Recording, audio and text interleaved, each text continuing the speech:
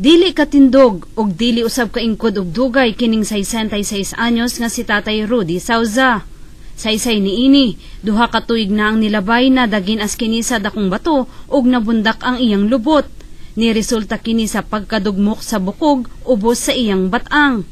Halos duha ka tuig na niyang giantos ang gibating kangulngol sa iyang likod. Dapi-dapi, unya, pit ni sakita, kamatayong dud ang sakit, magsinggit-singgit na ko sa balay. Ingnon ako sang usawa nga, iyo lagi sabak, ay maulot ang mga silingan. Ingko dili yun maantos. Ingko sakit yun, kamatayong naguyod. Kung giingnan, nasa yan ang kagikas buntag. Maghapon ama, mag-alas 12, magbuntag na sa 24 oras. Gamay ra ang kita ni Tatay Rudy sa pag-uma. Ang gisaligang kabaw sa pag-uma, iyan ang nabaligya aron lang makapagpatambal. Apan kulang kini alang sa operasyon, bisan pa man sa bayronon sa ospital. Oh, kung kinsat nung malumog o kasing-kasing, amutabang nako, akong gikinahanglan yun ang ilang tabang kay lisod ko kayo.